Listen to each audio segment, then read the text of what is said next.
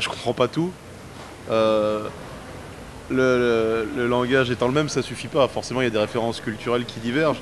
Donc je ne comprends pas tout. Après, c'est pas une histoire de québécois ou de pas québécois. Il y a des humoristes français que je ne citerai pas, mais que je n'aime pas spécialement. Et je vais même préciser une chose, c'est pas une histoire de culture, je suis pas super fan des comiques. J'en suis un moi-même, je monte sur scène parce que j'adore être sur scène. Mais avant de faire ce métier, j'avais même pas la démarche d'aller voir des humoristes. Je préfère aller voir des pièces de théâtre, j'aime beaucoup la scène.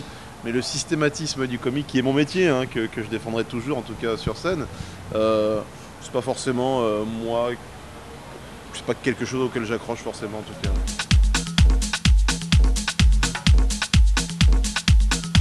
Et c'est marrant parce que moi, depuis que je suis là, j'ai l'esprit en ébullition.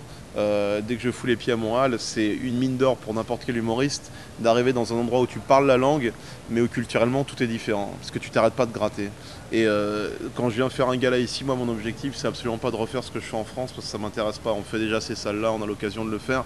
C'est justement, j'ai demandé à arriver 2-3 jours en avance pour avoir le temps de gratter, rencontrer quelques humoristes québécois dans les petites salles, voir ce qui est possible de faire, pour essayer de faire un gala.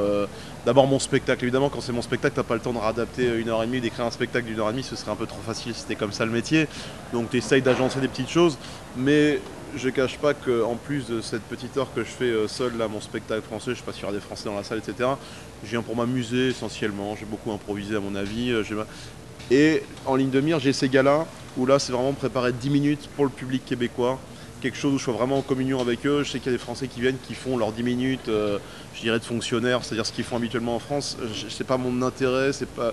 Moi ma passion c'est de dire, putain on a l'occasion de jouer devant des gens qui parlent notre langue, mais qui peuvent penser différemment, qui peuvent voir les choses différemment. Comment mon humour s'imbrique là-dedans, c'est ça mon plaisir quand je viens ici. Moi j'ai un humour d'abord qui repose beaucoup sur l'écriture. J'ai une vraie passion de l'écriture, quelle qu'elle soit, que ce soit humoriste ou non. J'aime écrire, j'ai écrit des pièces, j'ai écrit d'autres one-man pour d'autres du Comedy Club, et il y a d'autres choses qui arrivent. Il y a cette série. Je suis également en préparation et en écriture sur un film avec mon collègue franco-camerounais Thomas Njijol. Donc ouais, l'écriture pour moi de toute façon c'est la part essentielle de ce métier. Je suis pas le meilleur des mimes. Sur scène, vous attendez pas à ce que je fasse beaucoup de grimaces ou des grands écarts, etc. Ou me voir danser dans tous les sens, ou me voir chanter, c'est pas mon fort. Hein. Je suis pas quelqu'un de physique, je suis plus quelqu'un dans l'oralité. Et ce qui me plaît, moi, ce sont les mots et l'écriture. Je vais juste vous donner une anecdote à ce moment-là, puisque vous avez une anecdote qui est assez... Comme je vous l'ai dit, j'ai observé un peu tout ce qui se passait à Montréal. Je suis arrivé en amont. Il y a un truc qui est assez marrant, c'est que tu as le festival de jazz de Montréal, énorme. Toute la ville est bloquée, on fait du jazz partout dans la ville. Tu sens que c'est une ville qui est concentrée sur le jazz. T'enchaînes avec le festival Juste pour rire, une ville aux couleurs de l'humour. Tu as de l'humour partout dans la ville. Et t'enchaînes avec le festival des nuits africaines, une petite ruelle dans la ville, comme ça, avec des policiers qui surveillent bien que tu dépasses pas.